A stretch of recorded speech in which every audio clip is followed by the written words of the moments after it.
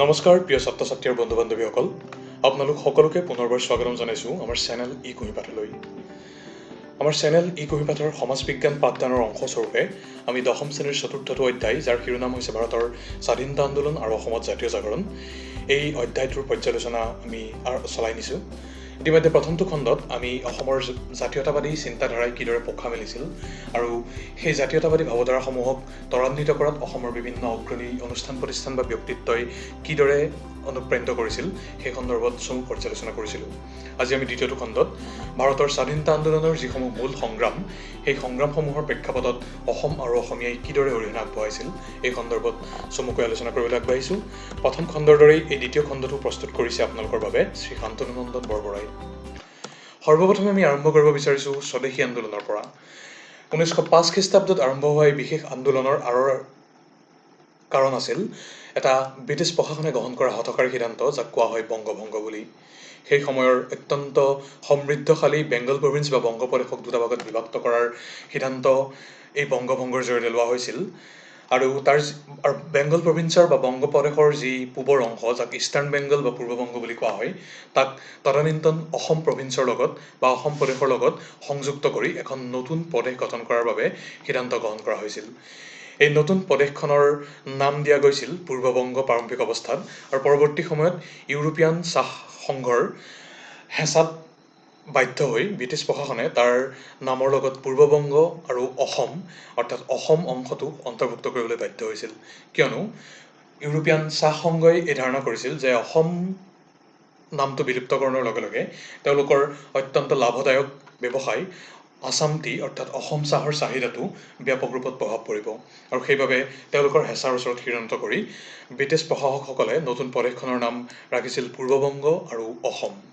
1905 খ্ৰীষ্টাব্দৰ অক্টোবৰ মাহৰ 16 তাৰিখে অৰ্থাৎ 16 অক্টোবৰ তাৰিখে এই সিদ্ধান্ত সম্পূৰ্ণৰূপে কাৰ্যকৰীকৰণ হৈছিল, আৰু ইয়াৰ জৰিয়তে ঘোষণা কৰা হৈছিল যে তদানীন্তন সময়ৰ অসমৰ মুখ্য আয়ুক্ত ব্যামফিল ফুলাৰক এই নতুন প্ৰদেশখনৰ লেফটেনেণ্ট গভৰ্ণৰ বা গভৰ্ণৰ লেফটেনেণ্ট পদবীত অধিষ্ঠিত কৰোৱা হ'ব। আৰু লগতে এইটো সিদ্ধান্ত লোৱা হৈছিল যে সেই সময়ৰ অসমৰ যি ৰাজধানী অৰ্থাৎ শ্বিলং, সেই শ্বিলঙৰ পৰা ৰাজধানী নতুন প্ৰদেশখনৰ ঢাকালৈ স্থানান্তৰিত কৰা হ'ব।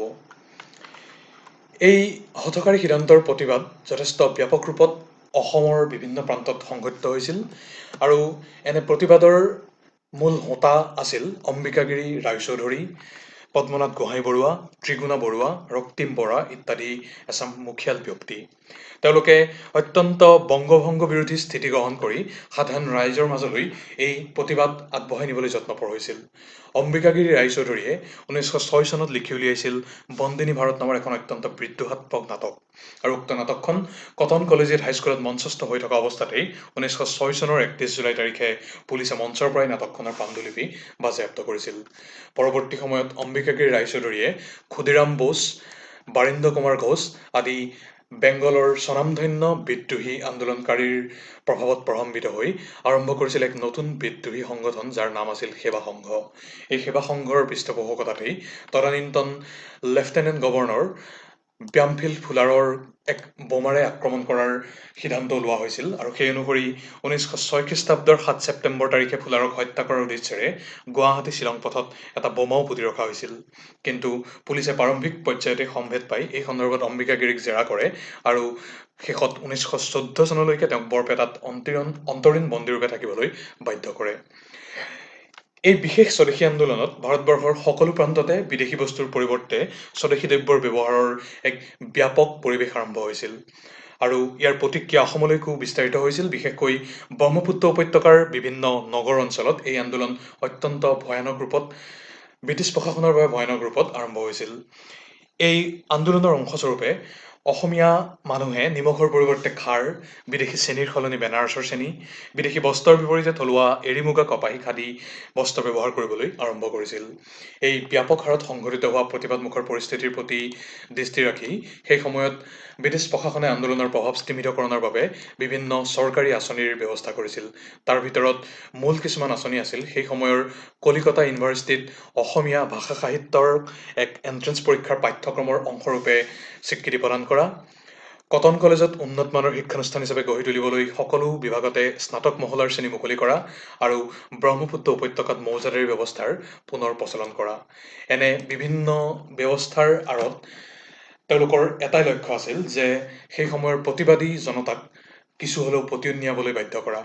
আৰু এনেধৰণৰ বিভিন্ন পদক্ষেপৰ বাবে স্বদেশী আন্দোলন ক্ৰমাৎ স্তিমিত হ'বলৈ আৰম্ভ কৰিছিল আৰু 1905 খ্ৰীষ্টাব্দৰ পৰা 1908 খ্ৰীষ্টাব্দলৈ 3টা বছৰ এই আন্দোলন ব্যাপক ৰূপত সংঘটিত হোৱাৰ পিছত ক্ৰমান্বয়ে এই আন্দোলনে ইতি পৰিবলৈ আৰম্ভ কৰিছিল। আৰু পৰৱৰ্তী পৰ্যায়ত প্ৰায় 12টা বছৰৰ পিছত আৰম্ভ হৈছিল ভাৰতবৰ্ষৰ সকলো প্ৰান্ততে অসহযোগ আন্দোলন। এই অসহযোগ আন্দোলনৰ সিদ্ধান্ত 1920 চনত গ্ৰহণ কৰা হৈছিল কলিকতাৰ ভাৰতীয় জাতীয় কংগ্ৰেছৰ অধিৱেশনত। এই 1920 চনৰ ছেপ্টেম্বৰ মাহৰ কলিকতা অধিৱেশনত লোৱা সিদ্ধান্ত অনুসৰি ব্ৰিটিছ প্ৰশাসনৰ লগত সম্পূৰ্ণৰূপে অসহযোগিতা কৰিবলৈ সাধাৰণ ৰাইজক জাতীয় কংগ্ৰেছে অনুৰোধ জনাইছিল। মূলতঃ 3টা কাৰ্যপন্থা তেওঁলোকে গ্ৰহণ কৰিবলৈ সকলোকে আহ্বান জনাইছিল। তাৰ প্ৰথমটো আছিল সকলো ব্ৰিটিছ ৰাজকীয় উপাধি সন্মান ইত্যাদি উভতাই দিয়া আৰু ব্ৰিটিছৰ দ্বাৰা মনোনীত বিষয়ববসমূহৰ পৰা স্বেচ্ছাই পদত্যাগ গ্ৰহণ কৰা। চৰকাৰী যিকোনো অনুষ্ঠানতেই অংশগ্ৰহণৰ পৰা সাধাৰণ ৰাইজ সম্পূৰ্ণৰূপে বিৰত থকা আৰু চৰকাৰী চাকৰিত ভৰ্তি হ'বলৈ যি সাধাৰণ ৰাইজক ব্ৰিটিছ প্ৰশাসনৰ প্ৰয়োজন হয় তাৰ পৰা সাধাৰণ ৰাইজ বিৰত থকা, লগতে বিদেশী বস্তু সম্পূৰ্ণৰূপে বৰ্জন কৰি স্বদেশী দ্ৰব্য ব্যৱহাৰৰ যি প্ৰক্ৰিয়া তাৰ ত্বৰান্বিত কৰিবলৈ আৰম্ভ কৰা। কিন্তু সমগ্ৰ দেশৰ বিভিন্ন প্ৰান্তত অত্যন্ত সাৱলীল ৰূপত এই আন্দোলনে আত্মপ্ৰকাশ কৰাৰ সমান্তৰালভাৱে অসমত কিন্তু এক অনিশ্চিত স্থিতিহে এই আন্দোলনৰ প্ৰাৰম্ভিক পৰ্যায়ত দেখা পোৱা গৈছিল। আছাম এছ'চিয়েশ্যনে প্ৰাৰম্ভিক অৱস্থাত থিৰাং কৰিব পৰা নাছিল যে তেওঁলোকে ব্যাপক ৰূপত এই আন্দোলনত অংশগ্ৰহণ কৰিব নে তেওঁলোকে তেওঁলোকৰ পূৰ্বৰ যি থলুৱা সমস্যা সমাধানৰ ওপৰত গুৰুত্ব প্ৰদান কৰাৰ স্থিতি সেয়াই বৰ্তাই ৰাখিব। আৰু এই সন্দৰ্ভত 1920 চনত আছাম এছ'চিয়েশ্যনৰ 17 সংখ্যক অধিৱেশনত তীব্ৰ বাক বিতণ্ডাও হৈছিল আৰু শেষত তেওঁলোকে এই স্থিতি গ্ৰহণ কৰিছিল যে অসহযোগ আন্দোলনৰ যি জাতীয় কংগ্ৰেছৰ সিদ্ধান্ত তাক তেওঁলোকে গ্ৰহণ কৰিব আৰু আন্দোলনৰ সন্দৰ্ভত কংগ্ৰেছৰ নীতি নিৰ্দেশনাকেই তেওঁলোকে মানি চলিব। আৰু পৰৱৰ্তী পৰ্যায়ত 1921 চনৰ জুন মাহত অসম প্ৰদেশ কংগ্ৰেছ কমিটিৰ গঠন হৈছিল আৰু এই আছাম এছ'চিয়েশ্যনকেই অসম প্ৰদেশ কংগ্ৰেছ কমিটিলৈ অৰ্থাৎ এক কংগ্ৰেছী সংগঠনলৈ ৰূপান্তৰিত কৰা হৈছিল। অসম প্ৰদেশ কংগ্ৰেছ কমিটিৰ যি প্ৰাৰম্ভিক সমিতি আছিল তাৰ সভাপতিত্ব কৰিছিল কুলধৰ চলিহাই আৰু তাৰ সম্পাদনা দায়িত্ব অৰ্পণ কৰা হৈছিল কৰ্মবীৰ নবীন চন্দ্ৰ বৰদলৈক। এই দুয়োগৰাকী যশস্বী নেতাৰ নেতৃত্বত অসম প্ৰদেশ কংগ্ৰেছ কমিটিয়ে খুব কম সময়তেই থনধৰি উঠিছিল আৰু তেওঁলোকে তেওঁলোকৰ পৰৱৰ্তী পদক্ষেপ হিচাপে 1921 চনত মহাত্মা গান্ধীক অসমলৈ আমন্ত্ৰণ জনাইছিল। 1921 চনত মহাত্মা গান্ধীৰ অসম আগমনে এই অসহযোগ আন্দোলনক অসমত অধিক জনপ্ৰিয় কৰি তুলিছিল। গান্ধীয়ে প্ৰদান কৰা ভাষণ আৰু অংশগ্ৰহণ কৰা সভাসমূহত বৃহৎ সংখ্যক জনসাধাৰণে স্বেচ্ছাই অংশগ্ৰহণ কৰিছিল আৰু গান্ধীৰ আহ্বান ক্ৰমে জনসাধাৰণে বিদেশী বস্ত্ৰ বৰ্জন আন্দোলনত অংশগ্ৰহণ কৰি বিদেশী বস্ত্ৰসমূহৰ মেজি জ্বলাই তাক বিসৰ্জন দিয়াৰ দৰে কাৰ্যসূচী গ্ৰহণ কৰিছিল। সমান্তৰালভাৱে চৰকাৰী শিক্ষানুষ্ঠানত যিসমূহ শিক্ষা গ্ৰহণ কৰি থকা জাতীয় চেতনা সমৃদ্ধ ছাত্ৰ তেওঁলোকে চৰকাৰী বিদ্যালয়সমূহ বৰ্জন কৰি আৰম্ভ কৰিছিল কিছুমান জাতীয় শিক্ষানুষ্ঠান স্থাপনৰ সিদ্ধান্ত আৰু তেনে এক সিদ্ধান্তই আছিল তিলক সোৱৰণী স্কুল। 1921 চনৰ ফেব্ৰুৱাৰী মাহত বাল গংগাধৰ তিলকৰ স্মৃতিত গুৱাহাটীত প্ৰথম জাতীয় শিক্ষানুষ্ঠান তিলক সোৱৰণী স্কুলৰ প্ৰতিষ্ঠা কৰা হৈছিল আৰু প্ৰাৰম্ভিক পৰ্যায়ত এই শিক্ষানুষ্ঠান ৰোহিণী কুমাৰ চৌধুৰীৰ বাসভৱনতেই আৰম্ভ কৰা হৈছিল। পিছত উজান বজাৰৰ অসম ক্লাবত এই স্কুলখন স্থাপন কৰা হয়। এই অসহযোগ আন্দোলনৰ অসমৰ প্ৰেক্ষাপটত এক অত্যন্ত গুৰুত্বপূৰ্ণ দিশ আছিল কানিৰ প্ৰচলন ক্ৰমাৎ অত্যন্ত হ্ৰাস পাবলৈ আৰম্ভ কৰা। 1920-21 বিত্তীয় বৰ্ষত 1615 মোনৰ পৰা 1922-23 বিত্তীয় বৰ্ষত 993 মোনলৈ এই কানিৰ শুল্ক হ্ৰাস পাইছিল। তাৰ লগতে কানি বিক্ৰীৰ ফলত উপাৰ্জিত ৰাজহৰ পৰিমাণো 19 লাখ টকা পৰ্যন্ত কমি গৈছিল। আনহাতে আন এক উল্লেখযোগ্য গঠনমূলক কাম এই সহযোগ আন্দোলনৰ পৰা অসমে লাভ কৰা এক উল্লেখযোগ্য কাম আছিল খাদীৰ জনপ্ৰিয়কৰণ, অৰ্থাৎ পূৰ্বৰ বিদেশী বস্ত্ৰ বৰ্জন কৰি খাদী বস্ত্ৰসমূহৰ প্ৰচলন জনপ্ৰিয় কৰি তোলাৰ লগতে উৎপাদন বৃদ্ধি কৰাৰ বাবেও অসহযোগ আন্দোলনে অৰিহণা অসমৰ প্ৰেক্ষাপটত আগবঢ়াইছিল। পৰৱৰ্তী সময়ত 1930 খ্ৰীষ্টাব্দত আৰম্ভ হৈছিল আইন অমান্য আন্দোলন। 1928 চনত মহাত্মা গান্ধী সক্ৰিয় ৰাজনীতিলৈ পুনৰ উভতি অহাৰ পিছত 1930 চনত তেওঁ এই আইন অমান্য আন্দোলনৰ আহ্বান জনাইছিল। সম্পূৰ্ণৰূপে প্ৰশাসন ব্যৱস্থাটোক অচল কৰি তুলিবলৈ আইনসমূহ অমান্য কৰাটোৱেই এই আইন অমান্য আন্দোলনৰ মূল উদ্দেশ্য আছিল। 1930 চনৰ 12 মাৰ্চত সৰোজনী নাইডু প্ৰমুখ্যে মুঠ ৭৮গৰাকী সতীৰ্থসহ গান্ধীজীয়ে সবৰমতী আশ্ৰমৰ পৰা দাণ্ডিৰ সাগৰ পাৰলৈ প্ৰায় ২৪০ মাইল দূৰত্ব যাত্ৰা কৰিছিল আৰু দাণ্ডিত গান্ধীজী আৰু তেওঁৰ সতীৰ্থসকলে নিজে নিমখ তৈয়াৰ কৰি চৰকাৰী লোন আইন ভংগ কৰি এই ঐতিহাসিক আইন অমান্য আন্দোলনৰ আৰম্ভণি কৰিছিল। অসমতো হেমচন্দ্ৰ বৰুৱা, মহম্মদ তৈবুল্লাহ, বিষ্ণুৰাম মেধি, অম্বিকাগিৰি ৰায়চৌধুৰী আদিৰ নেতৃত্বত জৰ্জ খেলপথাৰত সকলো একত্ৰিত হৈ গান্ধীৰ লোণ সত্যাগ্ৰহৰ প্ৰতি নিজৰ আনুগত্য প্ৰকাশ কৰিছিল। উল্লেখ্য যে সেই সময়ত কলিকতাৰ চিটি কলেজত পঢ়ি থকা লীলাধৰ বৰুৱাই এই দাণ্ডী যাত্ৰাত অংশগ্ৰহণ কৰিছিল আৰু তেওঁ আছিল মহাত্মা গান্ধীৰ সেই ৭৮গৰাকী অনুগামীৰ এগৰাকী সতীৰ্থ। উল্লেখযোগ্য যে লীলাধৰ বৰুৱাকেই দাণ্ডী যাত্ৰাত অংশগ্ৰহণ কৰা একমাত্ৰ অসমীয়া বুলি কোৱা হয়। এইগৰাকীয়ে হৈছে সেই প্ৰখ্যাত লীলাধৰ বৰুৱা, যি মহাত্মা গান্ধীৰ এই ঐতিহাসিক দাণ্ডী যাত্ৰাত অসমক প্ৰতিনিধিত্ব কৰিছিল। এই আইন অমান্য আন্দোলনৰ প্ৰেক্ষাপটত অসম কংগ্ৰেছৰ ক্ষেত্ৰত কিন্তু যথেষ্ট মতভেদ দেখা পোৱা গৈছিল। তৰুণৰাম ফুকন, ৰোহিণী কুমাৰ চৌধুৰী, নবীন চন্দ্ৰ বৰদলৈ আদি নেতাৰ আইন অমান্য আন্দোলনলৈ কোনো বিশেষ উৎসাহ নাছিল আৰু তেওঁলোকে কৈছিল যে অসম এনে এক বৃহৎ আন্দোলনৰ বাবে প্ৰস্তুত নহয়। কিন্তু তাৰ পৰিৱৰ্তে বিষ্ণুৰাম মেধি, হেমচন্দ্ৰ বৰুৱা, মহম্মদ তৈবুল্লাহ, অম্বিকাগিৰি ৰায়চৌধুৰী আদি নিষ্ঠাৱান কৰ্মীসকলে সীমিত অৰ্থনৈতিক পৰিসৰৰ মাজতো সক্ৰিয়ভাৱে কাম কাজত অব্যাহত কৰি গৈছিল। আৰু তেনে এক অৱস্থাতেই অসমৰ শিক্ষাৰ ক্ষেত্ৰখনত ধুমকেতুৰূপে প্ৰৱেশ কৰিছিল কানিংহাম চাৰ্কুলাৰে।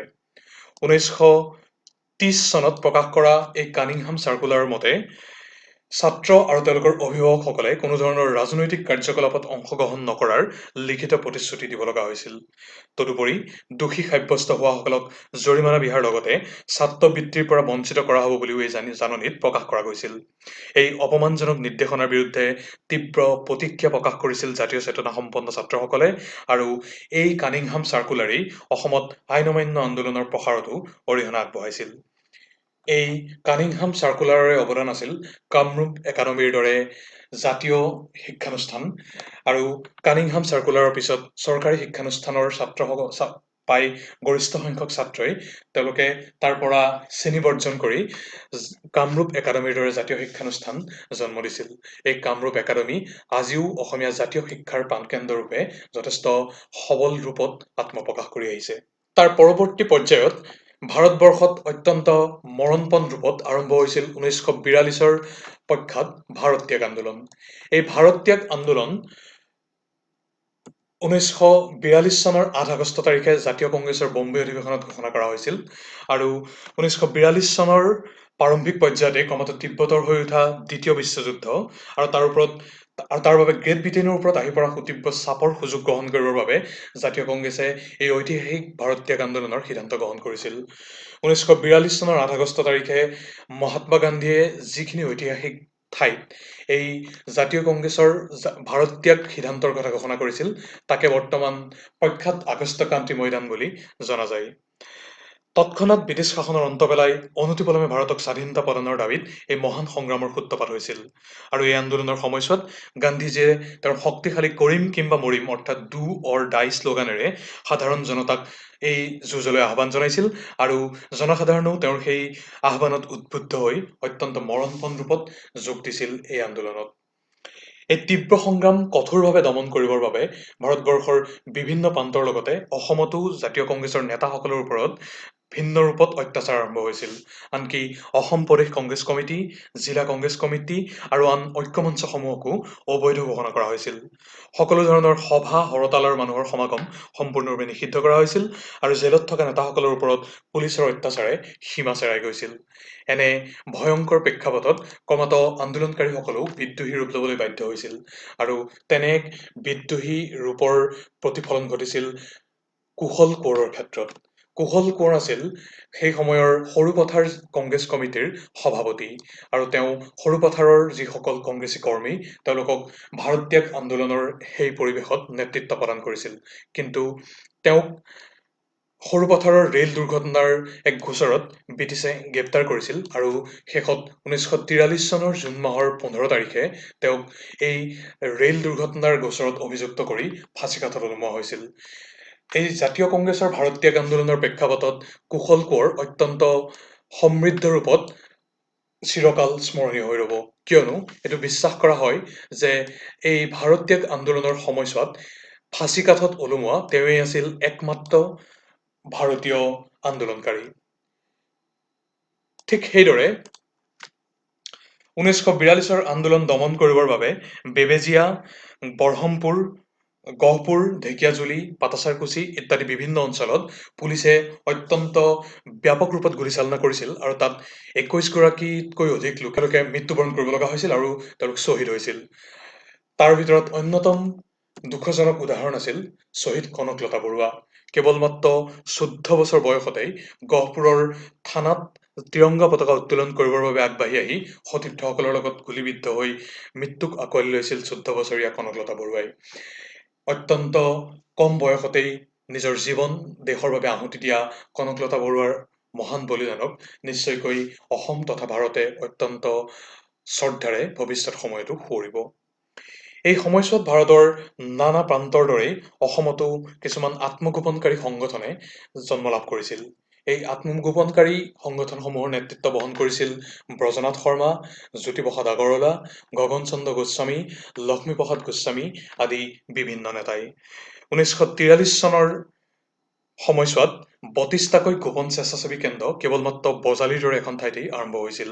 তাৰ উপৰিও কামৰূপ, নগাঁও, দৰং, শিৱসাগৰ আদি ঠাইতো এই গোপন স্বেচ্ছাসেৱী কেন্দ্ৰসমূহ গঠন হৈছিল। আৰু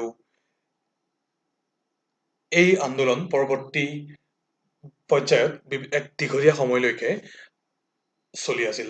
অৱশ্যে 1944 চনত ঔপনিৱেশিক চৰকাৰে সৰ্বশক্তি প্ৰয়োগ কৰি আন্দোলন দমন কৰিছিল আৰু এই আন্দোলনৰ বিফলতাত বহু জাতীয়তাবাদী লোক হতাশাগ্ৰস্তও হৈছিল।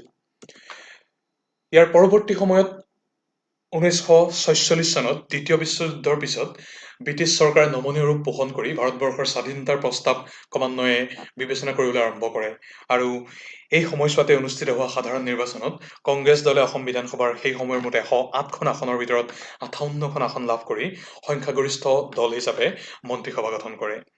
এই গোপীনাথ বৰদলৈ মন্ত্ৰীসভাৰ কেইজনমান মুখ্য সহযোগী আছিল বা কেবিনেট মন্ত্ৰীসভাৰ সদস্য আছিল বসন্ত কুমাৰ দাস, বিষ্ণুৰাম মেধি, জে নিকলছ ৰয়, বৈদ্যনাথ মুখাৰ্জী ইত্যাদি। এইসকল নেতাৰে সমৃদ্ধ এই বৰদলৈ মন্ত্ৰীসভাই বিভিন্ন ধৰণৰ লক্ষ্য আগত ৰাখি তেওঁলোকে তেওঁলোকৰ এই এডমিনিষ্ট্ৰেটিভ জাৰ্ণি বা তেওঁলোকৰ এই প্ৰশাসনিক যাত্ৰাত আৰম্ভ কৰিছিল।